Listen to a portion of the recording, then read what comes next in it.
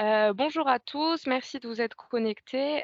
Pour éviter de prendre trop de retard, je vous propose de commencer et ensuite les personnes, pourront arriver au fur et à mesure. Donc ce webinaire, il est organisé par l'ALEC. Pour celles et ceux qui ne connaissent pas, l'ALEC, c'est l'Agence locale de l'énergie et du climat. On accompagne les copropriétés depuis plus de 15 ans sur les thématiques liées à l'énergie. Donc notre accompagnement principal, il s'effectue à travers le dispositif Murmure, qui est un dispositif d'accompagnement, de rénovation énergétique des bâtiments. Mais on propose également donc des formations spécifiques sur des sujets techniques. Donc cette année, on a fait la ventilation et là, on trouvait important de traiter ce sujet de rénovation des chaudières individuelles en copropriété. Donc il y a un sujet d'actualité comme on va le voir, en début de présentation. Donc je suis Lisa Sciarravola, chargée de mission à l'ALEC. Gaël Bogoto est aussi présent avec nous. C'est lui qui va gérer plutôt la partie chat et la partie questions. C'est pour ça qu'on va pas, chacun va pas poser des questions spontanément, mais je vous invite à les poser à travers le chat et à la fin de chaque partie, Gaël fera un petit bilan et on répondra aux questions. On a également 2 intervenants avec nous, je les invite à se présenter. Bonjour Lisa, bonjour à tous. Donc Pierre Melgora de GRDF. Je me permets une petite précision, Lisa. Donc tu as dit que tu es de l'ALEC, mais en Mmh, France, je pense qu'il y a une bonne vingtaine ou trentaine d'ALEC, je sais pas. c'est vrai, Donc tu es de l'ALEC de Grenoble sur l'Isère. exactement. Voilà. Et donc Pierre Melgora, je suis ingénieur efficacité énergétique et je travaille principalement avec les bureaux d'études fluides et thermiques. Mais j'ai plusieurs domaines d'expertise, le mot un peu fort, on va dire, où je suis sachant, notamment aujourd'hui sur la rénovation des chaudières individuelles en copropriété et l'évacuation des produits de combustion, qui est Mmh. la thématique d'aujourd'hui. Et moi, pour finir de me présenter, je suis Frédéric Pirot, je suis responsable régional pour la société TEN Technaflon. Donc, je propose justement des nouveaux systèmes d'évacuation de gaz brûlé, voilà, pour les conduits collectifs de type Chanteau 3CE. Merci beaucoup. Alors, avant d'entrer dans le vif du sujet, d'un point de vue logistique, le webinaire va durer 1 heure et demie.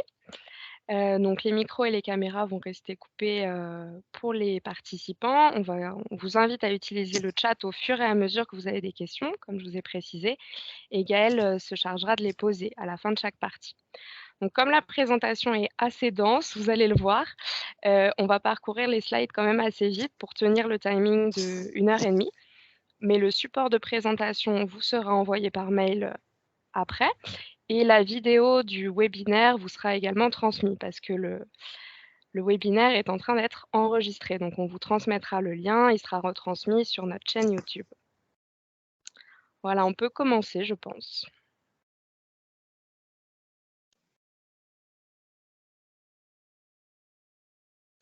Pierre Maël, si tu veux mettre les slides. Ah, mais normalement, il y a enfin, on voit bien le sommaire qui s'affiche, hein. Oui, Alors, ah oui. Ah, Tout à fait. oui, fou, vous m'avez fait peur. Euh, pourquoi alors, j'ai du coup, rebonjour à tout le monde. Aujourd'hui, on vous propose ce webinaire en 5 parties. On va bien sûr commencer un petit peu par poser un petit peu la problématique, donc parler un petit peu du contexte et des enjeux qu'il y a aujourd'hui dans la rénovation de chaudières et des conduits d'évacuation des produits de combustion. On va parler des solutions que l'on peut mettre en avant, les bénéfices et les aides qui sont à disposition dans ces travaux de rénovation. On va vous parler également de l'accompagnement que peut apporter l'ALEC et GRDF. Et ensuite, Frédéric Pirot, du coup de TEN, nous parlera d'exemples de rénovation. Avant de commencer, on va quand même un petit peu plus se présenter. Lisa, est-ce que tu peux me dire un peu en détail qu'est-ce que vous faites à l'ALEC et qui vous êtes? Ouais, alors l'ALEC, donc nous, on est l'Agence locale de l'énergie et du climat. On intervient sur la métropole de Grenoble, tu as bien fait de le rappeler et on est chargé de mettre en place toute la politique, publique sur l'énergie et le climat, donc sur le plan opérationnel. L'ALEC, on a plusieurs cibles, que ce soit les habitants directement, les collectivités, qui sont partenaires ou, les entreprises. Donc on a plusieurs missions, que ce soit de l'accompagnement, de la sensibilisation ou de la montée en compétences. Là, ce webinaire, il vous est proposé dans le cadre de l'accompagnement des copropriétés. On a également des missions d'accompagnement à destination des maisons individuelles ou des collectivités. Et si je me trompe pas, vous êtes une cinquantaine de personnes en 2022. Et oui, 50 personnes. C'est vraiment, il y a eu beaucoup plus de monde, ces dernières années parce que les ambitions de la métropole sont de plus en plus grandes, sur ce service public. Et d'ailleurs, tu me dis, mais si je ne me trompe pas, vous êtes la plus grande ALEC en France, ou une des plus grandes en tout cas. Oui, exactement. Ouais. Pour GRDF, donc Gaz Réseau de Distribution de France, donc nous sommes une société de distribution du gaz. Donc la mission principale, c'est acheminer du gaz d'un point A à un point B, et ce, bien sûr, en toute sécurité. Nous avons une mission de service public, donc on se doit d'être neutre, indépendant et impartial envers tous les usagers et tous les fournisseurs. Parce que, attention, GRDF, nous ne sommes pas fournisseurs. Parfois, des personnes se mélangent un petit peu les pinceaux, et c'est normal parce que c'est historiquement Gaz de France qui a eu plusieurs filiales et ainsi de suite. Pour revenir sur nos missions, nous avons plusieurs missions qui nous sont données par la CRE, donc le gendarme un peu de l'énergie, et une de ces missions, c'est notamment faire la promotion du gaz naturel. Une autre, par exemple, c'est de participer à l'émergence, au développement des gaz verts en France et les accompagner pour verdir le gaz. En quelques chiffres, je ne vais pas tous les parcourir, je vous rassure, nous avons le réseau de gaz le plus grand en Europe, un peu plus de 200 000 km. Nous sommes dans à peu près un peu moins de 10 000 communes en France et nous avons 11 millions de clients. Et notamment, ce qui nous concerne sur le parc de logements, il y a un appartement sur 3 qui est chauffé au gaz en France. Nous sommes une entreprise dynamique, on est plus de 11 000 salariés et donc je l'ai dit, on participe au développement du gaz vert. On a plus de 400 sites qui injectent du gaz vert dans notre réseau aujourd'hui. Et pour donner un ordre de grandeur, c'est 2 à 3 nouveaux sites par semaine qui se créent et qui sont mis en service. Alors, on va commencer le vif du sujet, si je peux dire ça comme ça, la rénovation des chaudières individuelles en copropriété avec quelques éléments de contexte. Et on va partir de loin, notamment le contexte réglementaire avec les ambitions, les objectifs de la France. Ces objectifs, ils sont traduits par la SNBC, donc c'est la stratégie nationale bas carbone, qui donne plusieurs jalons, plusieurs objectifs. Pour faire court, le premier, on va dire, est en 2030, où on ambitionne, la France, de porter la part des énergies renouvelables à 32% de la consommation d'énergie finale en 2030 et à 40% de la production d'électricité. On ambitionne également de réduire de 40% les consommations d'énergie fossile et de 20% la consommation d'énergie finale en 2030 par rapport à 2012, et de réduire jusqu'à 83% les émissions de fer, pardon, les émissions de gaz à effet de serre, excusez-moi, en 2050 par rapport aux années 1990. Et enfin, en 2050, on ambitionne de réduire de 50% notre consommation énergétique par rapport à 2012. Donc, c'est beaucoup de chiffres que je viens de vous dire. Pour la faire court, on espère en fait, et on ambitionne, c'est vraiment une souhaite y aller, en 2050, que tout le parc des bâtiments en France, des bâtiments existants, soit dit BBC, donc bâtiments basse consommation. Donc c'est vraiment consommer moins et plus l'énergie qu'on consomme, on va dire qu'elle soit plus vertueuse. Alors, avant de rentrer dans les chaudières, rappelons un petit peu quelles sont les différentes typologies de produits au gaz. Et la classification, étonnamment, ou pas d'ailleurs, et c'est comme ça, se fait par rapport au mode d'évacuation des produits de combustion. Les produits de combustion, c'est le mot un peu technique qu'on utilise pour, grosso modo, parler des fumées. Le premier type, ce sont sur les appareils de cuisson, par exemple. Donc, on appelle ça des appareils de type A. Ce sont des appareils quand vous cuisinez, hein, vous avez la flamme gaz et les fumées, même si on les voit quasiment pas, elles vont dans la pièce, dans le logement. Les appareils de type B, ce sont des chaudières, typiquement, où l'air qui est présent dans la pièce est utilisé pour la combustion, parce que la combustion, en fait, c'est un mélange d'air, d'oxygène et de méthane, c'est ce qui brûle, et ensuite ça crée des produits de combustion, des fumées, et eux sont ensuite évacués. Donc ce sont les appareils de type B. Et ensuite, on a les appareils de type C, donc ce sont en général plutôt des appareils de nouvelle génération, les plus récents, et ce sont des appareils que l'on appelle étanches, parce qu'ils n'interagissent pas avec l'ambiance d'un point de vue air, oxygène, dans la pièce, dans le local, dans l'appartement où ils sont. Et donc pour fonctionner, ils prennent de l'air extérieur, qui est ensuite mélangé après au gaz, qui est brûlé, et ensuite les fumées sont évacuées à l'extérieur. Ensuite, ça c'était pour la typologie, on va dire, des appareils. Parlons un petit peu de l'évolution des chaudières. Les anciennes chaudières, donc typiquement celles qui ont été installées pendant des années, qui sont pour la plupart sur les bâtiments existants en place, ce sont des chaudières de type B, donc ce sont des chaudières qui prennent l'air, une partie de l'air qu'il y a dans la pièce où elles sont, pour la combustion.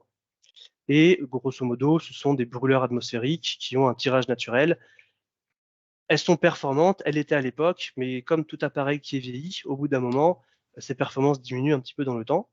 Et la dernière génération des chaudières, ce sont les chaudières à condensation qui sont, j'allais dire, quasiment toutes, parce qu'elles ne sont pas toutes, mais en grande majorité, de type C, donc ça veut dire étanches, comme on a pu voir auparavant, et elles ont un meilleur rendement. Et aujourd'hui, quand votre chaudière existante arrive en fin de vie, tombe en panne, a besoin d'être remplacée, on met très souvent une chaudière à condensation. Je viendrai après, dans le slide d'après, vous dire pourquoi. Et ça permet de faire une économie d'énergie jusqu'à 30%. Et ce chiffre, c'est l'ADEME qui le dit. Ce 30%, il est atteignable si la chaudière existante a une quinzaine d'années, voire et encore plus ancienne. Quand c'est une chaudière existante, mais un peu plus récente, on peut gagner facilement entre 15 et 20%, c'est toujours l'ADEME qui le dit, entre une chaudière existante non condensation et une chaudière à condensation. Alors, d'un point de vue réglementaire, justement, je vous disais que on a un gain en termes de performance quand on passe d'une chaudière existante à une chaudière à condensation, et ce gain, il est sur le rendement, basiquement. Du coup, indirectement, on consomme moins de gaz, et les réglementations qui sont la directive éco-conception et la réglementation existante élément par élément, ces deux réglementations fixent des exigences qui font qu'aujourd'hui, quand une chaudière qui ne condense pas doit être remplacée, elle doit être remplacée systématiquement par une chaudière à condensation. C'est pour ça qu'aujourd'hui, d'ailleurs, on vous parle aussi des chaudières à condensation.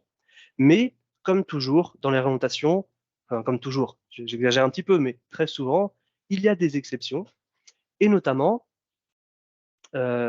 certaines chaudières, pour certaines contraintes techniques de bâti, de conduite de cheminée, ne peuvent pas être remplacées par la chaudière à condensation. On y viendra un petit peu plus tard. Et dans ce cas-là, on restera sur des chaudières certes récentes, performantes d'aujourd'hui, mais qui ne condensent pas. Donc ça, c'est le premier point. Le deuxième point, c'est que oui, du coup, il faut remplacer la chaudière existante par une chaudière à condensation, sauf que la réglementation interdit des chaudières à condensation qui évacuent leur fumée sur des conduits de fumée maçonnés. Donc, changer sa chaudière implique, dans la très grande majorité des cas, de rénover, remplacer, changer son conduit d'évacuation des fumées.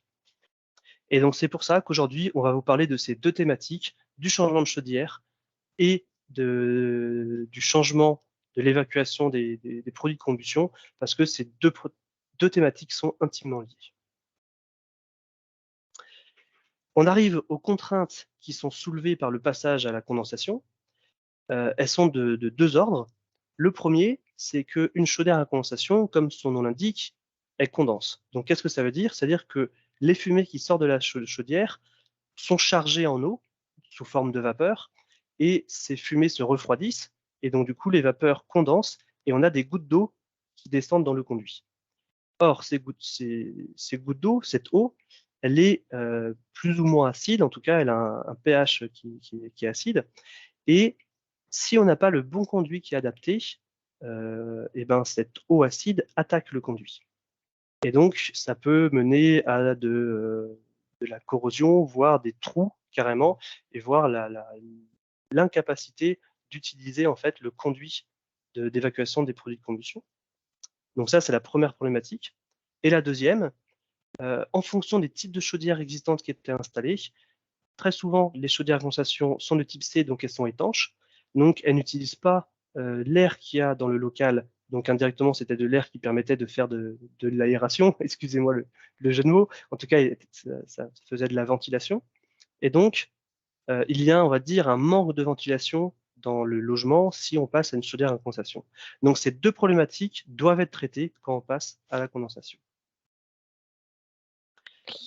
Alors, en bâtiment collectif, la plupart des chaudières individuelles, donc celles qu'on a vues, celles dites de type B, elles sont raccordées à ces fameux conduits d'évacuation des fumées de combustion.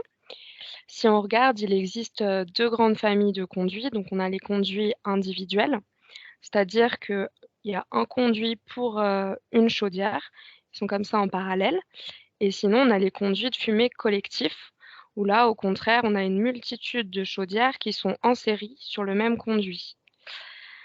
Donc là où arrivent nos problèmes, comme l'a dit Pierre-Maël, c'est que selon la diversité des conduits, il peut y avoir une incompatibilité avec la mise en place de chaudières à condensation. Là, sur cette slide-là, on vous a mis les différentes typologies de conduits de fumée collective.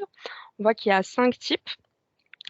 Aujourd'hui, on va se concentrer sur le type de conduit Chant et la VMC gaz. Ce qu'on voit qu'au niveau national et aussi au niveau local, c'est vraiment les conduits principaux qu'on rencontre dans les bâtiments. Alors, on va parcourir ces deux solutions et enfin ces deux types de conduits et voir un peu les solutions de rénovation qu'on a pour essayer de mettre des chaudières à très haute performance. Alors, malheureusement, le sujet il est pas seulement technique. En copropriété, il y a vraiment d'autres éléments qui interviennent. Alors c'est un sujet qui va nécessiter des décisions, notamment des votes en AG. Ces décisions, elles sont difficiles à prendre parce qu'on est vraiment en copropriété dans une micro-société avec des personnes, vous le savez, hein, j'imagine, qui ont des avis, des attentes et des besoins qui sont aussi différents. Ces besoins différents, ça peut aussi être lié au fait que les personnes ont changé leur chaudière, certains ont mis des ventouses, ont fait des interventions. Donc on a vraiment, au sein du même bâtiment, une diversité, des chaudières et ça, c'est aussi lié au fait qu'on est sur un sujet qui est vraiment, à la limite entre la résolution en partie privative et une résolution sur les parties communes. Parce que les chaudières, c'est de l'individuel et les conduits sont, eux, en partie commune.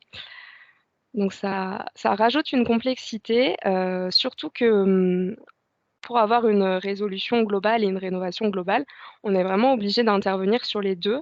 On est obligé d'intervenir sur les chaudières en individuel et sur les conduits en collectif.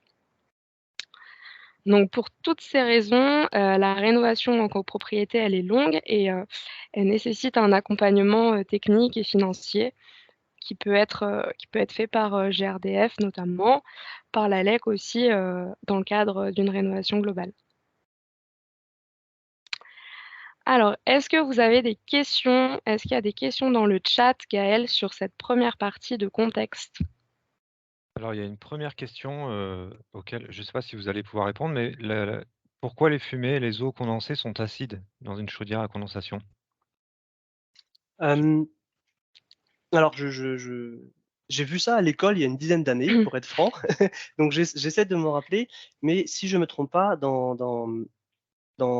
les fumées, donc certes, il y a du CO2, mais il y a aussi une petite part d'autres éléments liés à la combustion, notamment des NOx, donc c'est des oxydes d'azote, si je ne me trompe pas, et 2, 3 autres éléments en très faible quantité. Et je me demande si c'est pas ces résidus en fait d'autres éléments qui sont capturés par l'eau qui tombe sous forme de gouttes et donc du coup qui augmente un petit peu le pH de l'eau.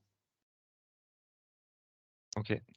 Il y a une question de Monsieur Royal qui est, que je pose là, mais auquel on ne va pas répondre tout de suite parce que c'est le reste de la présentation qui va y répondre. Donc c'était le cas d'une copro de 8 logements, chaudière classique, sur des conduits collectifs 3 CE, comment évoluer? Donc ça, je pense que la présentation permettra d'y répondre et si ce n'est pas le cas, on la reposera à la fin. une question sur est-ce que les conduits qui sont affectés à un seul appartement, donc des conduits individuels, sont aussi considérés comme des parties collectives? Euh, voilà, je dirais oui, parce que c'est situé à l'intérieur des murs porteurs et des murs structurants de la copropriété. Donc, on n'est plus dans le logement, mais on Mmh. touche. Je suis en phase avec toi, effectivement. Oui. Pareil, Euh, aussi. une question qui rejoint, comment on fait pour savoir si la conduite d'évacuation est individuelle ou commune? Ah non, c'est pour savoir si on est sur des conduits individuels ou des conduits collectifs. Euh, Et bah il y a ça, un- malheureusement, si effectivement on le sait pas, ou si le syndic de copro le sait pas, ou si on n'a pas des plans qui le précisent, il faut faire un audit du conduit par une entreprise spécialisée. J'en parle Alors, pendant la présentation.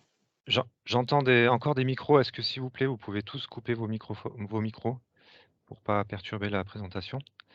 En complément, ce que je peux apporter sur l'identification des conduits individuels ou communs, shunt ou individuels, vous pouvez aller regarder votre toit, soit de loin, soit avec Google, et vous allez voir la différence entre des conduits individuels. Vous avez plutôt des grandes cheminées très longues avec un nombre de têtes de conduits, de tuyaux, égal au nombre d'étages, alors que sur des conduits collectifs, vous allez avoir beaucoup moins de cheminées que de nombre d'étages ou de nombre d'appartements. C'est déjà une petite indication. Il y a aussi la période de construction dans les années, si vous avez une copropriété qui est après les années 60, on va dire, vous êtes quasiment sûr d'avoir un conduit collectif. Il n'y a pas d'autres questions. Il y a une réponse qui a été apportée en complément sur l'acidité des gaz. C'est la dissolution du CO2 qui crée Ok, le CO2 aussi, d'accord. l'acidité. Ouais. Bah, merci beaucoup, je ne m'en rappelais plus. Et une autre question qu'on garde pour la suite, qui sera probablement répondue dans la suite de la présentation, qui est: est-ce qu'une seule copropriétaire peut faire installer une chaudière à condensation? On se la garde en tête pour Mmh. la suite. Voilà. Eh ben, merci beaucoup Gaël, je vous propose de continuer. Donc on a vu un petit peu le contexte et dans l'existant, on va dire, d'un point de vue bâti, mais également d'un point de vue réglementaire, et on va rentrer dans les différents cas de figure avec les différentes solutions. Alors, prenons pour commencer le cas d'un conduit de fumée individuel. Donc là, on a deux grosses familles de solutions, on va dire, qui existent. Pour rappel, le conduit de fumée individuel, c'est vraiment une chaudière qui a sa propre évacuation. C'est vraiment, si je dis ça grossièrement, qui a sa propre cheminée.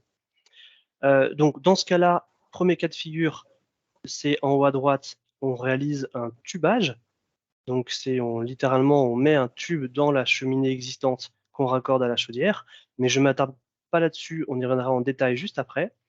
Et la deuxième grande famille, dans ce cas-là, ce qu'on dit dans notre jargon, c'est qu'on met une ventouse. Donc la ventouse, elle est soit horizontale, soit verticale. Donc ça veut dire qu'on n'utilise pas le conduit de fumée individuel existant, mais on va dire qu'on en crée un nouveau qui est lui étanche et qui est adapté aux chaudières à condensation. On a, bien sûr, je l'évoquais un petit peu en introduction, une exception pour les chaudières de type B1. Donc, ce sont des chaudières qui utilisent l'air qu'il y a dans l'appartement. Et sous réserve que le conduit de fumée individuel fait plus de 10 mètres de hauteur, dans ce cas-là, et qu'on n'a pas la possibilité de mettre une ventouse, dans ce cas-là, elles ont le droit encore d'utiliser, de rester, on va dire, en chaudière B1 et de ne pas mettre de chaudière à condensation. Mais il faudra avoir une chaudière B1 récente et dit Banox. Donc, il y a une particularité qui fait qu'elle a moins de rejet de particules, on va dire, dans ces fumées. Alors, rentrons en détail dans le premier cas de figure de la rénovation d'un conduit individuel. Donc, on est dans le cas de figure du conduit individuel dédié.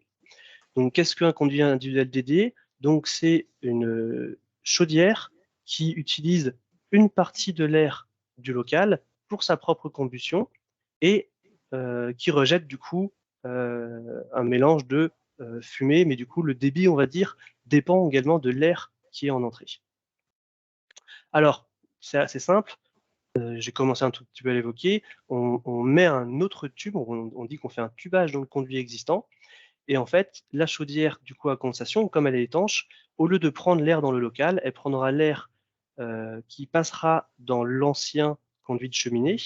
Il sera utilisé par la chaudière pour la combustion et ensuite les fumées passeront dans le nouveau tube que l'on aura mis à l'intérieur et seront évacuées. Alors, ça implique certains points. La chaudière, elle participait, on va dire, d'une certaine façon, à la ventilation de l'appartement, parce qu'une partie de l'air vicié qui était dans l'appartement était utilisée pour être brûlé. Donc, dans ce cas-là, il faut s'assurer que la bouche de ventilation basse et la bouche de ventilation haute qui était existante soient suffisantes à la ventilation du local où la chaudière est là.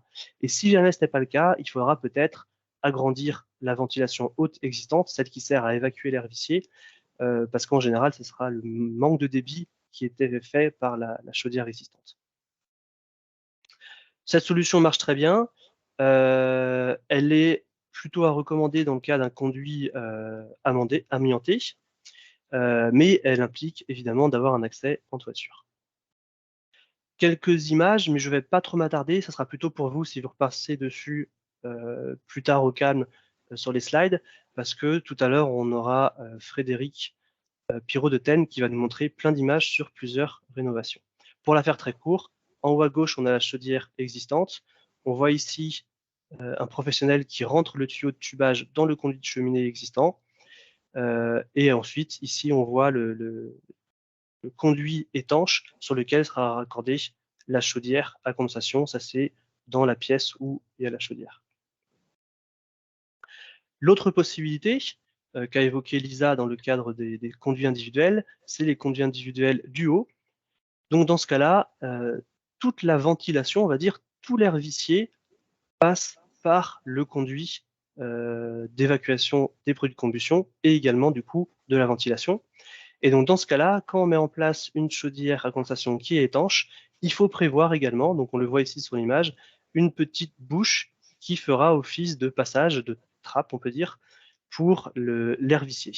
Et donc c'est comme le cas précédent, on vient faire un tubage et l'air qui est utilisé pour le fonctionnement de la chaudière vient cette fois-ci de la pièce, il rentre par la petite bouche, il rentre dans la chaudière, il est brûlé, et ensuite, dans le tubage qu'on fait, sont évacués les produits de combustion. Donc, comme la solution précédente, il faut un accès en toiture. Il faut vérifier le dimensionnement en termes de ventilation, qu'on est toujours correct, qu'on ne soit pas dans les choux. Et d'ailleurs, j'aurais pu vous montrer ici, sur la petite image ici, on voit très bien l'air comburant qui passe par la petite bouche d'entrée ici, qui est utilisée par la chaudière, et l'autre partie de l'air vicié passe directement dans le conduit existant. Comme précédemment, quelques photos, mais je ne vais pas trop m'attarder. On voit ici le trou qui a été rajouté au-dessus de la chaudière pour créer la bouche de ventilation pour qu'elle passe dans le conduit de fumée existant. Ici, on voit les après travaux. On voit effectivement ici le raccord. Donc ici, c'est le conduit qui est concentrique qui va vers la chaudière. Et ici, il n'y a plus qu'à mettre la petite grille pour fermer. Et à l'intérieur, on voit la partie tubage qui a été réalisée pour évacuer les fumées. En conclusion, dans le cas de conduite de fumée individuelle, dans tous les cas, bien entendu, on recommande de faire un diagnostic du conduit de fumée. Il y a une norme qui permet de cadrer un petit peu ce diagnostic. On a deux cas de figure. Soit, suite à ce diagnostic, on se rend compte que le conduit est inapte à être réutilisé. Dans ce cas-là, il n'y a qu'une seule solution.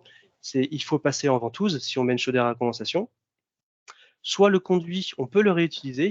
Et donc, soit on est en conduit de fumée individuelle dédié, et donc là, c'est le premier cas que j'ai montré, on peut installer la chaudière à condensation, on fait un tubage, on fait attention à la ventilation. Et quand on est en CFI duo, et ben dans ce cas-là, c'est la petite histoire où il faut rajouter une trappe.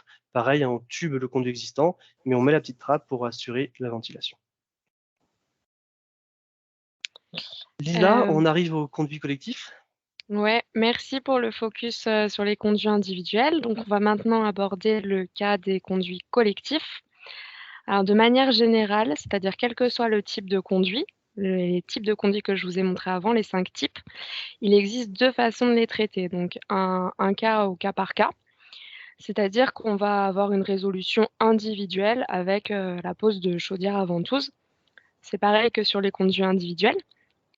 Cette résolution, elle est individuelle, elle est plus flexible. Par contre, ça peut poser des soucis, architecturaux. Ça va dénaturer la façade d'avoir, tout de suite plein de chaudières à ventouses qui viennent s'y mettre. Sinon, on a une résolution, globale qui est possible avec une intervention sur le conduit. Les conduits qui ne sont pas conformes, aux chaudières à condensation comme on l'a vu précédemment et cette résolution-là, ça nous oblige à changer toutes les chaudières d'un coup parce que c'est pas possible d'avoir, une diversité de chaudières standard et condensation sur un même conduit. Voilà et en dernier recours, il y a la possibilité, comme on en a déjà parlé, de déroger avec cette exception et poser une chaudière dite B1. Voilà. Maintenant, on va parler uniquement de la rénovation, globale pour, 2 cas de figure, donc le conduit shunt et la VMC gaz. Donc le conduit shunt,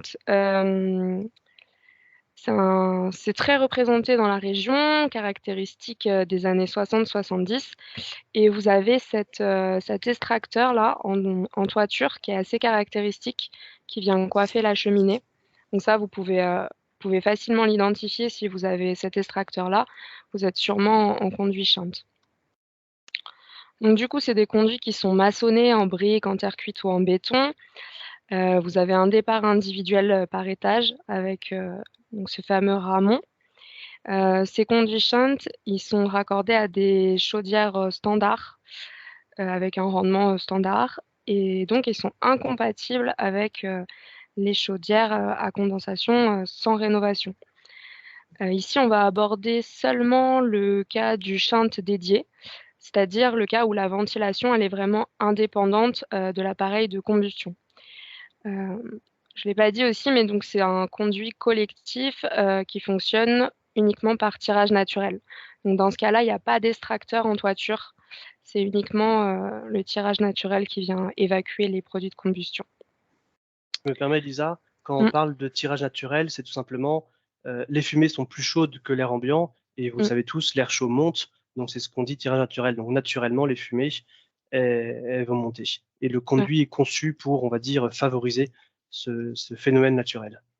exactement. Donc Pierre-Maël va nous présenter un petit peu les différentes solutions qu'on a, pour essayer d'adapter ce conduit. Mhm. Donc la première solution, je l'ai appelée solution A, c'est de mettre ce qu'on appelle un 3 CEP. Alors, qu'est-ce que c'est le 3 CEP? On vient, vous allez me dire, je dis toujours un petit peu la même chose, mais bon, on vient mettre un tubage, donc on vient vraiment mettre un conduit dans toute la colonne collective, sur lequel seront raccordées toutes les nouvelles chaudières à condensation. Quand je dis raccordé, c'est évidemment le raccordement des produits de combustion, donc l'évacuation des fumées. Ce tubage collectif dans l'ouvrage existant, il faut qu'il soit fait, comme disait Lisa, pour tous les appartements. Donc, il doit être fait pour que, en même temps, toutes les chaudières puissent être rénovées. Il permet d'amener, l'air de l'extérieur qui passe dans tout ce tubage. C'est un conduit concentrique pour amener l'air à toutes les chaudières, pour qu'elles puissent avoir une combustion comme il faut dans les règles de l'art. Et ensuite, au milieu, et évacuer toutes les fumées, tous les produits de combustion. À noter qu'il y a un petit siphon tout en bas qui permet de récupérer les éventuels condensats qui existent. Et aussi, attention, petit point de vigilance, il faut s'assurer que la ventilation, les débits de ventilation fonctionnent, on va dire, comme il faut.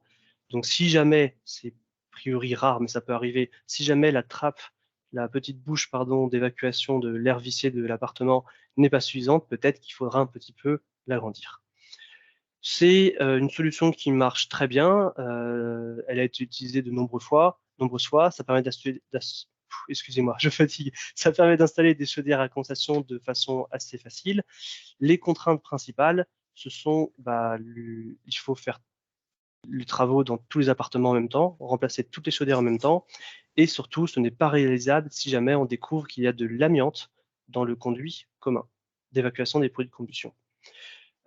Quelques photos, cette fois-ci en plus dans l'ordre avec un petit descriptif des différents travaux. Je ne vais pas rentrer dedans, je vous laisserai les découvrir, surtout que tout à l'heure, Frédéric nous montrera des exemples aussi. La deuxième solution qui existe, donc c'est la solution B.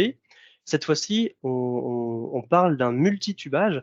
Donc cette fois-ci, chaque nouvelle chaudière à condensation qui sera installée bénéficiera de sa propre évacuation. Donc chacun aura son propre conduit qui sera vraiment que pour lui.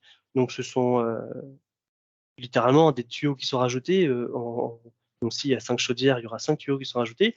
Donc ça implique évidemment qu'il y a la place dans le conduit collectif pour mettre autant de tuyaux qu'il faut que pour les chaudières existantes. Enfin, les chaudières existantes et du coup les chaudières qui sont transformées en chaudières à condensation. L'avantage principal, c'est que c'est réalisable lorsque c'est amianté et ça permet de passer en condensation en toute sécurité avec, comme auparavant, le petit point de vigilance à avoir sur la ventilation, être sûr d'avoir les débits minimums de ventilation dans les appartements. Comme tout à l'heure, quelques petites photos avec des étapes de travaux pour voir comment ça se réalise. Je laisserai Frédéric en parler. Et on arrive à la VMC Gaz. Ouais, la VMC Gaz, donc mise en place à partir des années 70. Comme vous pouvez voir sur cette photo, c'est assez caractéristique en toiture, parce qu'on a les conduits d'évacuation des fumées gaz qui sont directement reliés au réseau horizontal aérolique et qui est lié à l'extracteur de VMC. Donc si on rentre un petit peu dans le détail, en gros, la VMC Gaz, elle permet d'assurer conjointement l'évacuation des produits de combustion des chaudières gaz et l'air vicié des logements. C'est vraiment les deux en même temps. Donc l'air neuf, il rentre par les entrées d'air au niveau des menuiseries dans les pièces principales, puis il transite dans le logement et il est ensuite aspiré par les bouches d'extraction dans les pièces humides. Et en même temps, il prend l'air les produits de combustion de la chaudière. Dans le même conduit, donc il va y avoir les deux.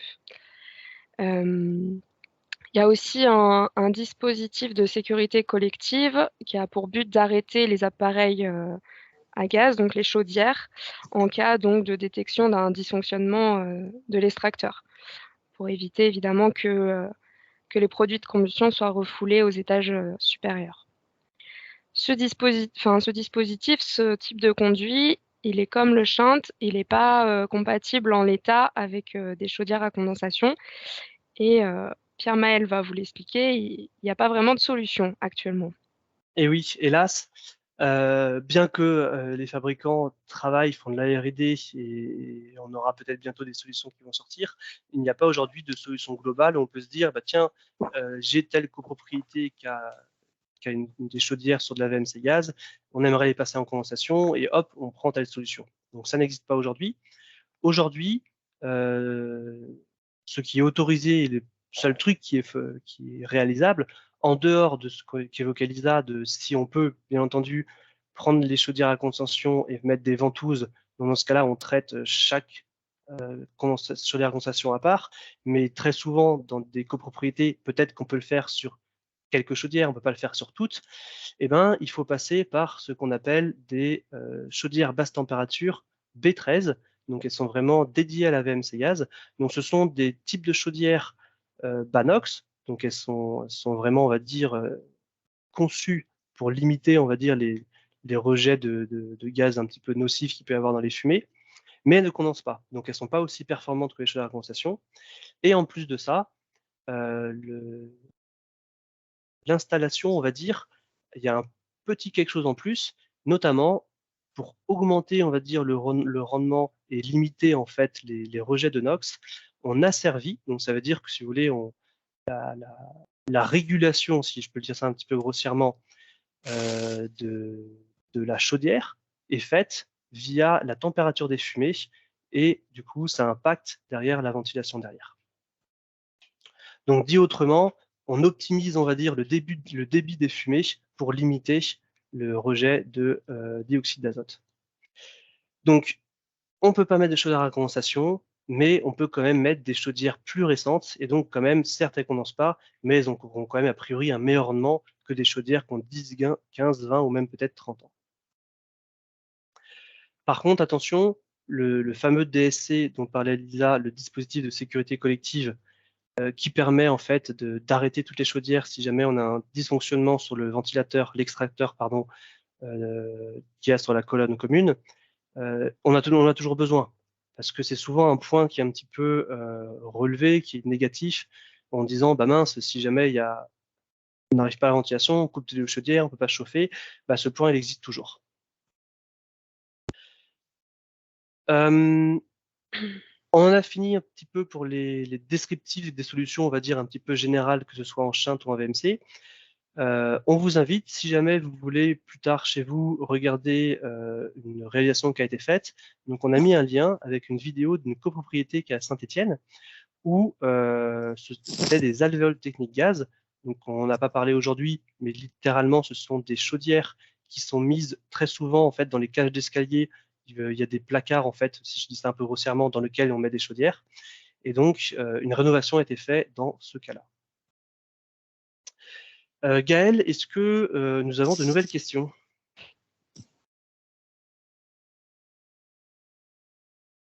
Alors, il y a eu quelques questions, dont plusieurs sur un sujet dont je vais parler après. Il y a une question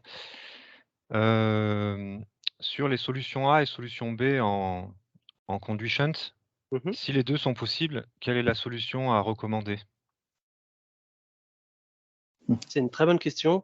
Ça, je pense que ça dépendra en fait déjà du professionnel avec qui vous travaillez. Peut-être qu'il aura une solution qu'il aura plus l'habitude ou qui maîtrisera mieux et donc du coup qui mettra en place. Peut-être derrière également, ça dépendra peut-être du conduit. Peut-être que le conduit aura une particularité qui fera qu'il y a une solution qui sera plus facile à mettre en place ou pas. Donc ça, je dirais, c'est de l'intelligence locale. Mais dans le fond, les deux sont possibles. En dehors de ce que j'évoquais de l'amiante, où là, dans ce cas-là, la solution, le 3CEP est plutôt déconseillé, quoi. Il vaut mieux faire du multitubage. Est-ce que peut-être, Frédéric, tu as des éléments là-dessus aussi à donner? Alors oui, je rajouterais aussi une chose qui est importante. On a un conduit collectif. Donc si on met un 3CEP, on va remettre un conduit collectif avec le siphon. Donc ça voudra dire qu'il faudra faire l'entretien, le ramonage du conduit collectif, au même titre que le conduit Tout à shunt. fait. Alors qu'avec une solution multitubage, on va passer sur des tubages individuels. Donc là, pareil, dans les communs, des charges de copropriété, voilà, c'est peut-être des choses qui vont peut-être être à prendre en compte. Voilà. Après, dis-moi si je me trompe, en multitubage, du coup, chaque copropriétaire devra faire le propre entretien de Son son tube. entretien de chaudière, Voilà. exactement. Ça ne Donc, au lieu que ce changera soit pas. Il y collectif aura et mis dans les toujours de charges, l'entretien. Voilà, il y aura voilà. toujours de l'entretien de chaudière quoi qu'il arrive. Voilà, donc fait par celui qui a le contrat d'entretien de la chaudière. Hein, voilà, qui peut être différent d'ailleurs dans une copropriété. Hein, ça peut arriver évidemment. Par contre, le quid quand même du ramonage, de l'entretien du conduit collectif. Voilà. Si on est sur un 3CEP, logiquement, l'entretien du siphon en partie basse, il doit être prévu dans les charges de copropriété. Après, est-ce qu'il est fait ou pas? Ça, c'est encore autre chose. Une question que je me posais, qui a été également posée par Bernard. Est-ce que dans le cas d'une solution B, donc avec chacun son conduit, multitubage, est-ce qu'il est possible de le faire à des dates différentes? Est-ce qu'on est obligé de faire une rénovation Non, c'est ce qu'on va voir après, c'est tout le monde ou personne. La tout le monde ou philosophie personne? restera toujours pareille, quoi qu'il arrive. Dans un collectif, on change l'intégralité du collectif. On ne peut pas, techniquement, c'est pas possible. Alors j'anticipe un petit peu sur ce que je vais dire après, bon, c'est pas grave. On ne peut pas marier des évacuations de gaz brûlé qui vont être différentes. Voilà. Parce que au niveau des pentes, déjà, sur une chaudière à tirage naturel, on va être sur une pente à 3%, et puis l'autre, ça sera pas la même pente. Ok. Voilà, pour Donc récupérer les condensats. pour résumer, un conduit shunt, enfin un conduit Et les collectif, températures de fumée vont pas être les mêmes non plus. Voilà. en conduit shunt, du coup, quelle que soit la solution choisie, c'est toute la copropriété ou pas. Quel que soit le mode de conduit collectif, d'évacuation de gaz brûlé collective. C'est une rénovation globale, donc collective. Une question, peut-on passer d'un conduit 3CE à une solution multitubage? C'est ce qu'on va voir après. Ok. Et là, je crois avoir répondu aux questions directement sur le sujet. Il y a eu pas mal d'échanges sur, le fait que le gaz soit déjà très cher et sur le fait que, dans le neuf, progressivement, les chaudières gaz ne seront plus autorisées et donc pas mal de copropriétaires, je pense, se posaient la question de l'intérêt, enfin des solutions plutôt pour, changer de type de chauffage. Je c'est pas vraiment le sujet du webinaire de ce soir et voilà, je sais pas si vous avez des éléments, si vous voulez prendre la parole et apporter des éléments de réponse très courts, mais c'est vrai que là, c'est un peu moins le sujet de la question du changement d'énergie est un peu moins le sujet du webinaire de ce soir. Le souci dans ce que tu as dit, c'est très court. Répondre à ce point-là en étant court, c'est un petit peu C'est difficile. ça. Néanmoins, je vais essayer de donner 2-3 éléments. Alors, contrairement à effectivement ce qui a été entendu dans la presse depuis presque bientôt 2 ans, où on parle de la fin du gaz dans le neuf, c'est pas vrai, on pourra toujours en mettre et notamment demain sous 2 formes, soit sous forme hybride, donc ça sera par exemple du gaz avec une pompe à chaleur électrique, mais également, et nous on l'espère, on travaille au verdissement du gaz, à ce qu'il soit de plus en plus vert en utilisant le biométhane. Et donc demain, on espère que le biométhane aussi pourra toujours être utilisé et pourra être mis dans le neuf, mais également dans l'existant. Donc ça, c'est un premier point. Et ensuite, un deuxième point, j'en ai un troisième d'ailleurs, mais je vais essayer d'être très court. Alors oui, effectivement, on observe depuis la suite du troisième confinement d'ailleurs, donc depuis 1 an et quelques mois l'été dernier, une hausse généralisée, que ce soit des prix des matériaux, mais également des énergies. Et je dis bien des énergies, pas que le gaz, mais également le fioul, l'électricité, le bois. Et en fait, cette hausse s'est accentuée depuis la crise russo-ukrainienne. Et on observe toutes les énergies augmentées. Et depuis quelques mois, c'est très, très, je dirais pas aléatoire, mais presque. Il est dur d'avoir une visibilité. Donc attention en se disant le gaz est cher, je vais prendre une autre énergie, parce que les autres ont aussi presque d'une façon proportionnelle augmenté. Et troisième point, en copropriété, dans les bâtiments existants, des fois, alors je dis pas que ça arrive tout le temps, mais des fois, le fait de changer d'énergie implique des travaux qui peuvent potentiellement être lourds, tant techniquement que aussi financièrement, et donc ce sont aussi des éléments à prendre en compte dans le cadre du rénovation. J'ai été très court, j'ai essayé. Ouais. Je propose qu'on se penche pas plus sur le sujet ce soir. J'aurais également des trucs des choses à dire et voilà. Peut-être un prochain webinaire. Je pense, ça peut faire l'objet d'un prochain webinaire. En tout cas, à l'ALEC, vous avez aussi les contacts de l'espace Info Énergie, auprès duquel vous pouvez avoir des conseils personnalisés sur la question du chauffage dans vos logements. Juste pour encore deux interventions là depuis qu'on discute, une personne qui arrive en retard malheureusement et qui demande si la présentation sera disponible. La réponse est oui. On vous l'enverra à l'issue de la présentation. Et il y avait une question sur le ramonage. Le ramonage se fait-il dans un conduit 3 CE et comment? Notre copropriété n'a pas de contrat d'entretien pour le conduit. Est-ce normal? Non. Donc ça a été répondu. La réponse est non. Il faut ramoner tous les conduits. Et dans ce cas-là, on vous invite vivement à en parler à votre syndic pour qu'il trouve une société pour pouvoir faire ce travail. On continue, Gaël? On continue. Ouais. Allez. On va parler maintenant des aides à disposition. C'est un sujet qui peut être déterminant dans la prise de décision pour les copropriétaires. Alors, si on regarde dans le détail, il existe donc 2 types d'aides. Des aides sur les conduits de fumée et des aides directement sur le changement des chaudières. Donc, à partir de janvier 2023, donc prochainement, il y aura des aides avec les C2E sur les conduits et sur les chaudières. Par contre, une suppression des aides individuelles pour le changement de chaudière dans le cadre de MaPrimeRénov'.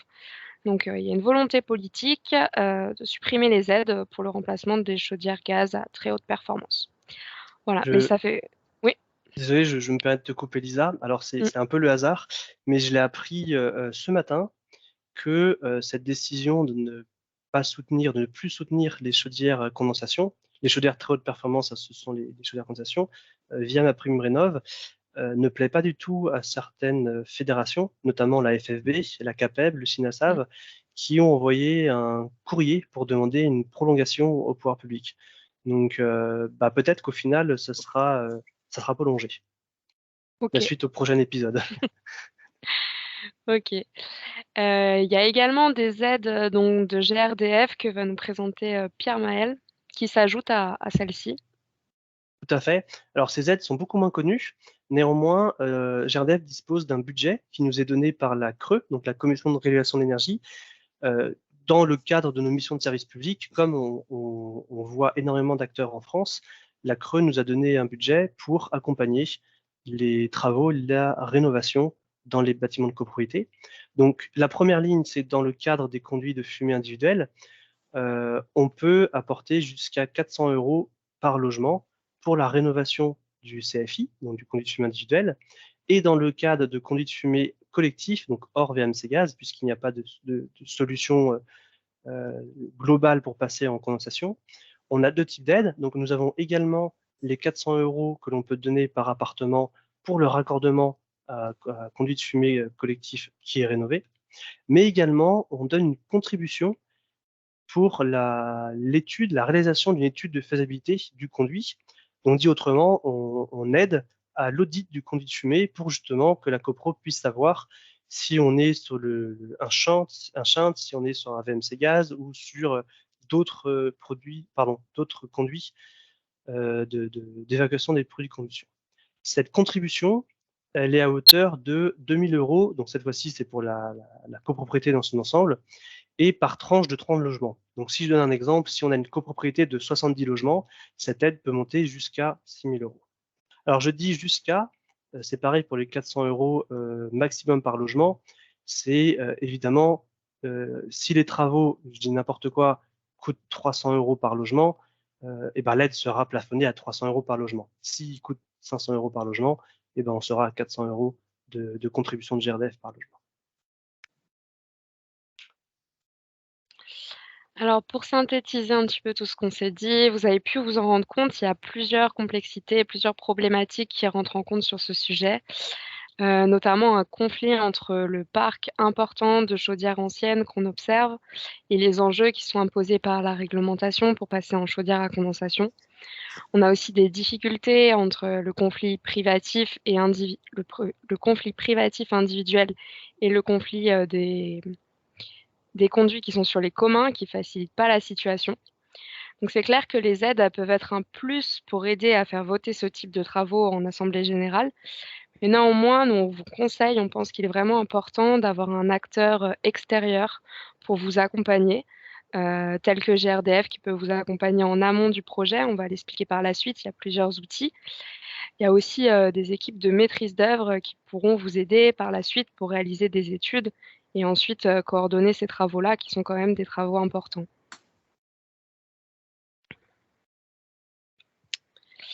Est-ce que vous avez des questions sur cette partie, sur les aides? Alors, Est-ce qu'il y a des questions? quelques questions. La première, faut-il être sur le réseau de GRDF pour bénéficier de ces aides? Quid de Grenoble qui est, dont le gestionnaire est Greenalp? Alors oui, effectivement, il faut être sur le réseau de GRDF. Il faudrait se renseigner auprès de Greenalp et je vous avoue, j'ai un petit doute.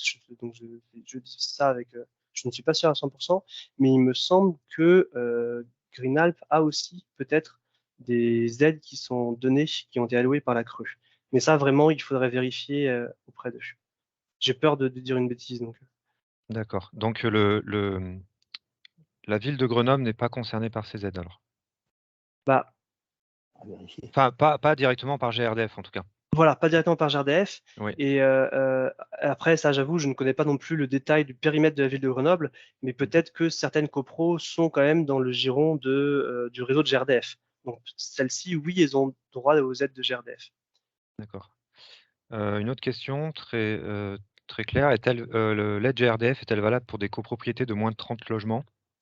Oui, bien sûr. Dit autrement, est-ce qu'il y a une taille critique ou Non. non? Euh,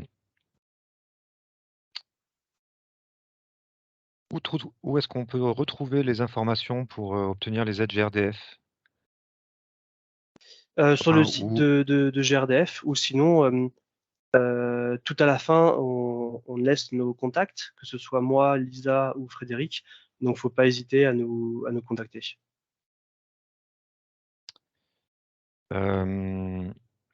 une question beaucoup plus large, une personne qui demande si on peut faire un point sur la nécessité de conserver les ventilations en cas d'ITE. Donc là, pareil, on ne va pas développer. Moi, je peux apporter quelques éléments de réponse. Évidemment qu'il faut conserver les entrées d'air lors de l'ITE. Et c'est le travail du maître d'œuvre qui va être en charge de concevoir les travaux d'isolation thermique par l'extérieur, de bien prévoir le prolongement de ces bouches de ventilation, puisqu'il est hors de question de boucher ces entrées d'air avec de l'isolant. On créerait de graves désordres dans la copropriété. Une autre question, je dis peut-être une bêtise, mais des chaudières électriques peuvent-elles être une alternative? Je pense que c'est une bêtise dans le sens où c'est un peu long à expliquer. Enfin, peut-être que vous voulez parler, j'allais parler d'énergie primaire et d'énergie finale, mais l'électricité est un vecteur énergétique et n'est pas une énergie en soi.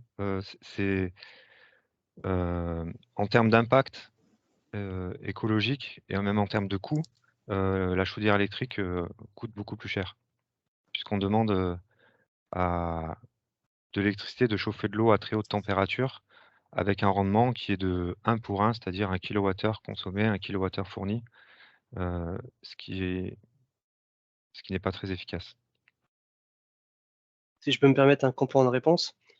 Donc, tu l'as très bien dit, l'électricité est un vecteur. En France, elle est produite de plusieurs façons, mais il est plus pertinent d'utiliser du gaz, comme tu as dit, 1 pour 1 pour produire de la chaleur ou de l'eau chaude, alors que le gaz, il est aussi des fois utilisé, et de plus en plus ces derniers temps, pour produire de l'électricité dans des cycles combinés gaz qui ont un rendement de 40%, qui est ensuite transporté, et du coup, le rendement, au final, il est plus de 1 pour 1, mais il est beaucoup plus faible.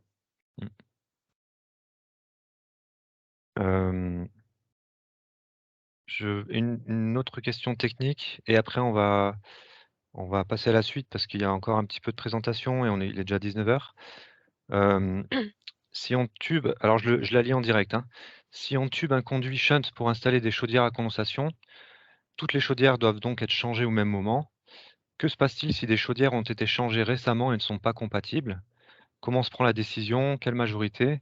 Ou si un seul propriétaire refuse, le projet de tubage ne peut pas aboutir? C'est ça.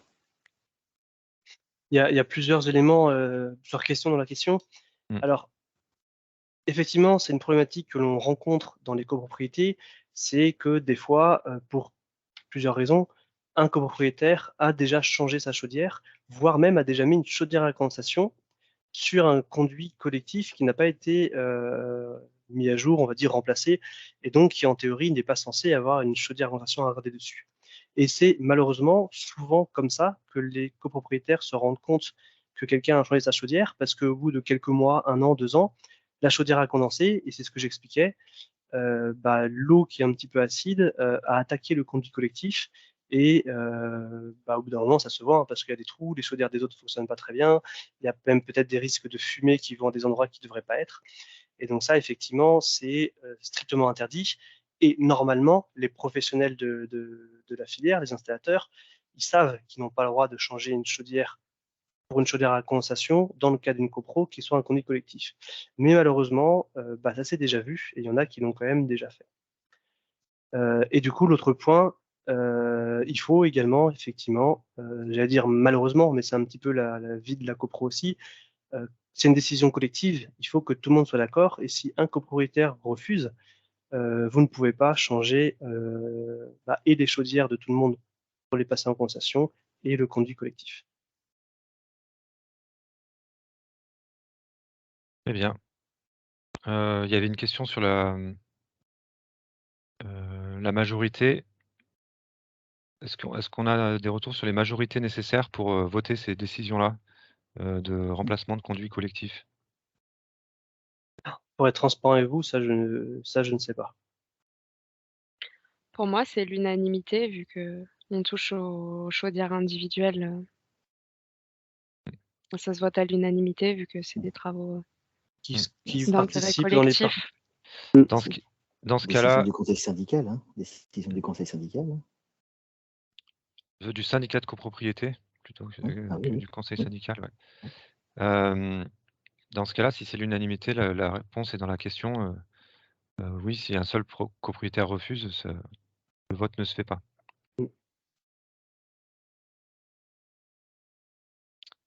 Je vous propose de passer à la suite, Mmh. On va et en sachant qu'il continuer. est 19h05. Ouais. Alors très rapidement avec l'accompagnement qu'on propose à la LEC, déjà pour commencer. Alors en gros, nous on va accompagner les copropriétés directement, uniquement dans le cadre d'une rénovation globale du bâtiment, à travers le dispositif Murmure, donc uniquement sur la métropole de Grenoble. Une rénovation globale, ça veut dire qu'il doit forcément y avoir un travail sur l'enveloppe du bâtiment avec, de l'isolation sur les façades. Donc si dans ce cadre-là, il y a en plus une réflexion sur les chaudières, sur les conduits, là on pourra vous accompagner. Là, je vous ai mis un exemple, d'une copropriété qui a voté, une étude de maîtrise d'œuvre pour remplacer ses chaudières individuelles. Sinon, si on est sur un besoin particulier, en dehors du cadre, d'une rénovation, globale du bâtiment, on va plutôt vous rediriger vers notre partenaire GRDF qui a de nombreux outils, que va vous présenter, Pierre Maël en détail. Merci Lisa. Donc effectivement, c'est mon deuxième point. CEGIBAT, c'est le centre d'expertise sur l'efficacité énergétique et la réglementation du gaz naturel. Donc ils font beaucoup de choses, et notamment ce qui nous concerne aujourd'hui. Allez taper CEGIBAT dans Google, vous allez sur le site internet, il y a plusieurs articles, des contenus qui détaillent un petit peu tout ce qu'on a présenté aujourd'hui, et même plus. Et il y a notamment un simulateur, donc je vous invite à aller dessus. Donc vous allez dans la rubrique simulateur, outils, et il est dedans, parce qu'il permet de voir dans le cas de votre copropriété, vous donnez 2-3 infos, enfin même pas vous donnez, vous cliquez si vous êtes en conduit collectif, en individuel, quel est votre type, si vous êtes du shunt ou autre, et ça peut vous proposer quelles sont les différentes solutions qui existent.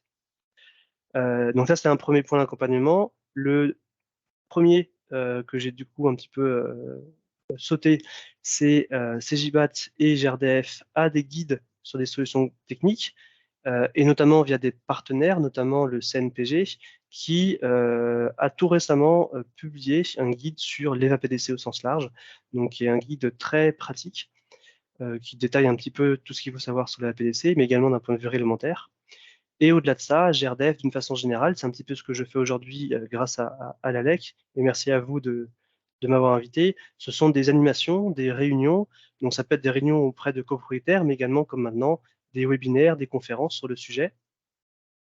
Et enfin, je l'ai évoqué, GRDF accompagne sous la forme de la contribution financière que l'on a grâce à la CRE, et qui nous permet aussi d'accompagner les différents projets. J'ai été très rapide parce que, comme l'a dit Gaël, le temps avance, et je vous propose de passer la main à Frédéric Pirot de TEN pour nous faire un petit retour sur son entreprise et sur quelques retours d'expérience. Voilà, donc bonsoir à tous.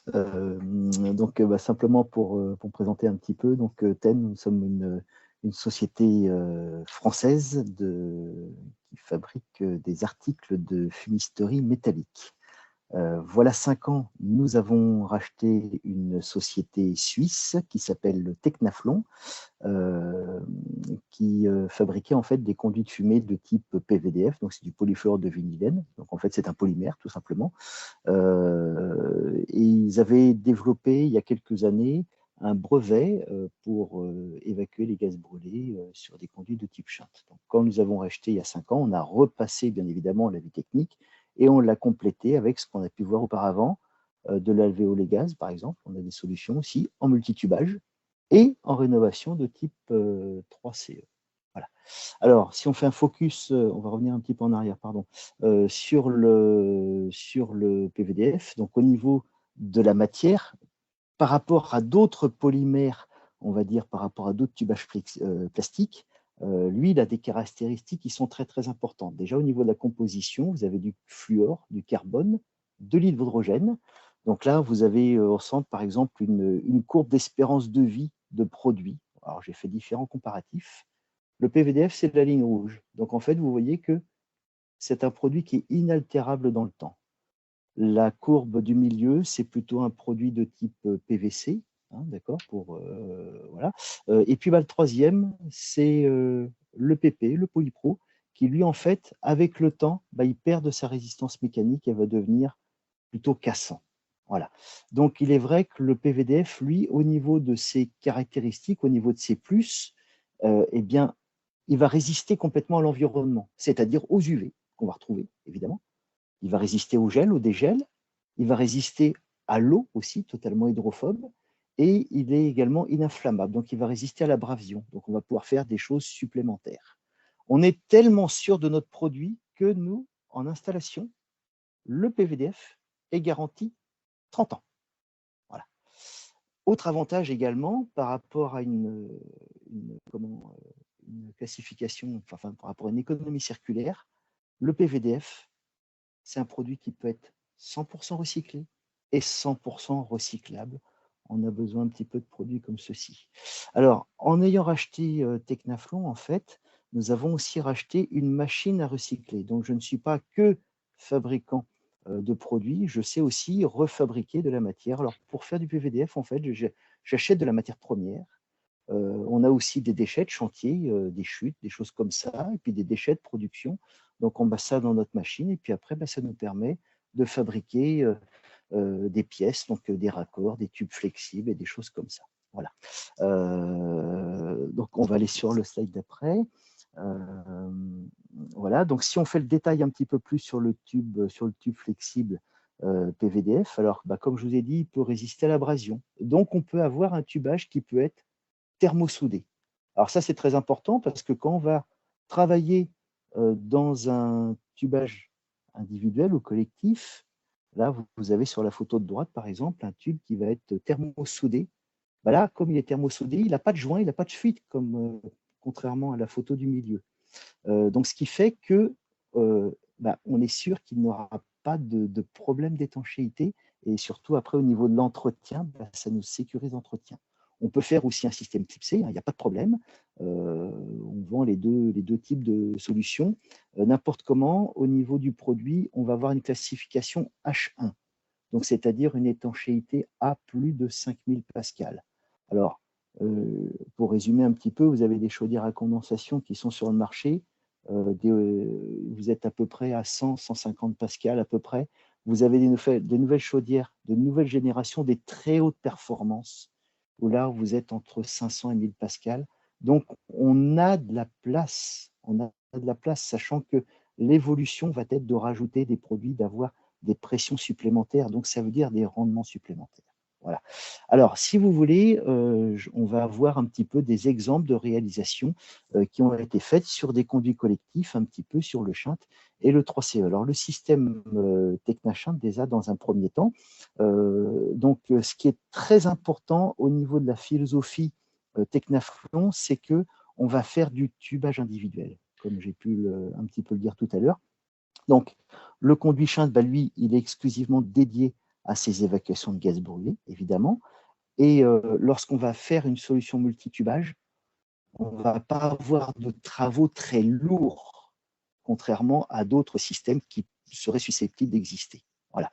Donc là, on ne va pas faire une modification très, très importante. Voilà. L'amenée d'air va, par contre, elle, être réalisée de manière collective. Donc, c'est pour ça que on ne peut pas, pour répondre à une question qui avait été posée tout à l'heure, on ne peut pas mixer une chaudière, par exemple, qui va rester en tirage naturel dans un conduit shunt avec les autres qui vont être en condensation, puisque les autres en condensation, on va travailler avec un système C9. Je vais avoir besoin de mon conduit de fumée pour faire venir l'air jusqu'à la chaudière. Donc, comme la chaudière en type B ne fait que son évacuation, là, on va avoir une grosse incompatibilité. Pardon. Donc là, on a quelques exemples qui ont été faits, par exemple. Donc là, sur la rénovation, donc on voit ici, sur la photo de droite, un conduit de type shunt. Donc là, on a les rameaux individuels. Donc, on ne va pas carotter le ramon, on va rester avec le tubage dans le ramon existant. Donc là, vous voyez, il n'y a pas de travaux très, très importants. Ce qui va nécessiter en tête de cheminée de changer l'extracteur pour pouvoir mettre un système de terminal qui va nous faire notre prise d'air, notre évacuation de gaz brûlé. Et puis également en partie basse, dans la partie raccordement, on va avoir besoin de quelques petites pièces, bien évidemment, qui vont nous tenir le tubage flexible, quoi, hein, si vous voulez. Donc en préalable de ça, là je vous ai remis des exemples de ce qu'on peut avoir comme type de shunt, hein, par exemple. Moi, je conseille quand même sur du shunt, c'est des conduits qui ont été faits dans les années 50, 70, on ne sait pas ce qui a pu se passer un petit peu là-dedans. Inspection vidéo, quoi. Pour moi, c'est important de savoir ce qu'on a, de faire l'identification des conduits. Après, en fonction du diagnostic, si présence d'amiante, là, il va falloir avoir une entreprise qui va travailler sous un protocole SS4, hein, donc c'est-à-dire des contraintes amiantées. D'accord. Voilà, ça c'est le diagnostic qui va nous le dire, hein, tout simplement. Donc on va sur la photo d'après. Frédéric, oui. si je peux me permettre, quand tu dis inspection vidéo, c'est littéralement rentrer une petite caméra dans le conduit pour pouvoir identifier par exactement. La partie haute, par la partie haute, pour voir identifier est-ce qu'on a où va chaque chaudière, est-ce que le conduit déjà va être adapté à la rénovation. Parce que des fois, on peut se retrouver avec des fils électriques qui passent dans les shunts, des choses comme ça. Alors ça, c'est les entreprises spécialisées, hein, qui font ça. Mais moi, c'est un petit peu le conseil que je pourrais donner, un petit peu de savoir qu'est-ce qu'on a exactement, quoi. Moi, je suis monté sur un toit il n'y a pas longtemps. Quand j'ai vu ce qu'il y avait, j'ai un peu pris peur. Donc là, au niveau du tubage, alors il y a un système forcément pour faire venir le tubage individuel. Hein, voilà, bon. Il y a une vidéo à la fin pour ceux qui veulent. Vous verrez que c'est relativement simple finalement. Donc là, ici, j'ai par exemple sur la première photo à gauche un tubage qui est en attente. D'accord. Donc ça, c'est un tubage qui n'est pas thermosoudé. Là, il est juste avec un système type C. La photo centrale, là par contre, vous voyez, j'avais le coude qui était en thermosoudé, donc directement soudé sur la gaine, sur lequel on a un pré-cadre de fixation qui va nous fixer le coude au mur. Donc là, le tubage, là, il ne va pas bouger après derrière. Il y a un petit peu de dilatation quand même, hein, sur les conduits. Et puis ensuite, après, on a la pose de la plaque de finition murale. Voilà. Donc là, vous voyez, au niveau des travaux, c'est relativement simple, c'est rapide à mettre en place. C'est l'avantage d'une solution multitubage, bien évidemment. Voilà. Donc, en finition, là, on va voir que finalement, il n'y a pas eu beaucoup de travaux dans le logement. Il y a la chaudière, bien évidemment, qui a été changée, mais on va se retrouver avec notre système en flux forcé, donc c'est dans notre ventouse. Alors, il peut y avoir un adaptateur pour aller chercher un tubage. Là, j'ai 2 diamètres en fait qui existent dans les solutions. C'est soit du 80, soit du diamètre 100. Donc, le choix de la chaudière est très, très important, bien évidemment, parce que, quelle que soit la solution en multitubage, il va falloir que l'on dimensionne le conduit. Donc, nous, on a des outils pour cela au niveau de notre société, pour voir si, par rapport à la chaudière choisie, elle a suffisamment de pression et je vais pouvoir passer soit avec un tubage en 60 ou soit avec un tubage en 80. Alors, évidemment, plus on va avoir de la pression, plus on va avoir des tubages qui vont être beaucoup plus petits, évidemment. Donc, vous voyez, sur la photo centrale aussi, pareil, on a un autre exemple de finition pour aller chercher un conduit shunt. Voilà. En tête de cheminée, maintenant, donc là, on a la pose sur la première photo à gauche du terminal d'évacuation de gaz brûlé. Donc en fait, tout est là, tout est sur cette première photo. Donc vous avez des petites ailettes en fait tout autour en partie basse. Alors ça, c'est des choses qu'on peut faire sur mesure ou pas. Hein, d'accord. Tout va dépendre du shunt qu'on va avoir. D'accord. Donc là, ici, vous avez des petites ailettes en partie basse. C'est l'arrivée d'air pour mes chaudières, pour faire venir l'air dans le conduit collectif. Au niveau de l'évacuation de gaz brûlé, donc je sors avec mon tube PVDF, UV, gel, tout ce que je veux, je n'aurai pas de problème avec ça. On doit avoir, par rapport à la vie technique qu'on a, une hauteur de 50 cm pour éviter le retour de gaz brûlé dans l'arrivée d'air. On peut rajouter photo centrale un cache de terminal, par exemple, et par contre, à l'intérieur des tubages, on a des petits croisillons antivolatiles parce qu'on ne sait pas trop ce qui peut se passer avec des oiseaux, des choses comme ça, des feuilles qui peuvent arriver. Hein, voilà, ça peut se faire. Donc, quoi qu'il arrive, on aura toujours ce système de choses en partie haute. Voilà, c'est facile à mettre en place. Hein, voilà. Donc voilà, ça c'est pour la partie shunt. Pour la partie 3CE, on reste toujours sur la même philosophie d'avoir un tubage individuel. Le conduit 3CE, alors souvent vous aviez des produits qui étaient en galva. Donc le galva en tube intérieur pour l'évacuation de gaz brûlé, là on met des condensats, du jus de citron, ça nous fait un joli trou, quoi. Donc le conduit n'est pas adapté pour cela. Donc là, pareil, on va arriver avec une solution multitubage. Donc la rénovation va se faire en même temps, bien sûr. Et l'avantage de la solution Tecna 3CE, c'est que en fait, vous avez le 3CE qui est caché derrière un coffrage, derrière un doublage. Donc là, pour aller chercher le conduit, on va faire des petits trous.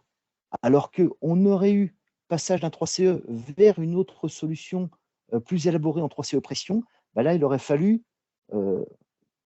casser l'intégralité du coffrage pour aller enlever le tuyau intérieur.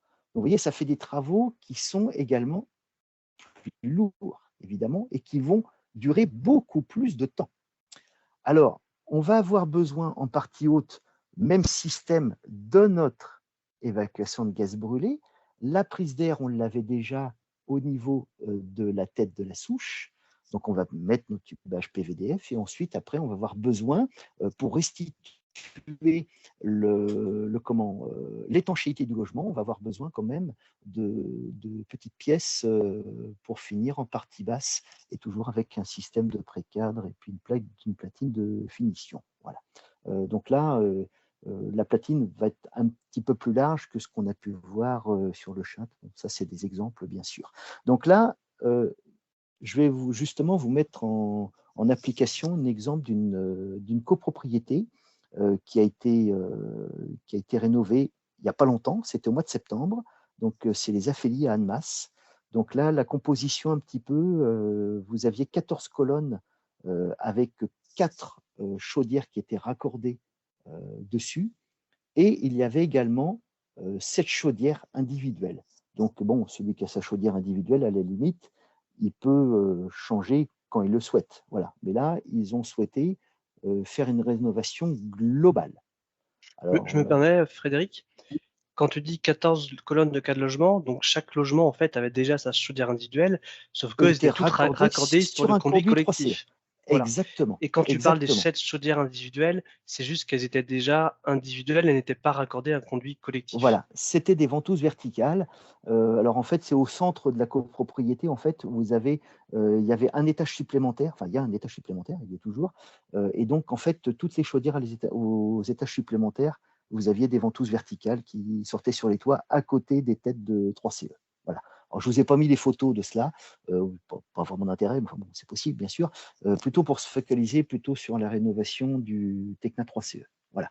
Alors, la situation avant, donc on avait la chaudière en flux forcé, d'accord. Donc là, la chaudière ventouse qui était raccordée sur le conduit 3CE, donc qui est derrière, là, ici, le doublage, bien évidemment.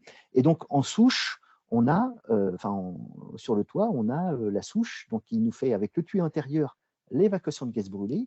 Et puis là, sur la tête, là, vous avez plein de petites lumières. En fait, toutes ces lumières-là, en fait, c'est l'arrivée d'air qui servait aux chaudières de type 3CE.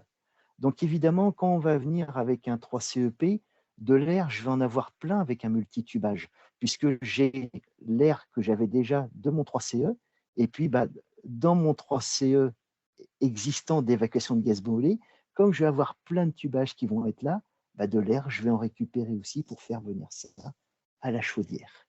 Voilà.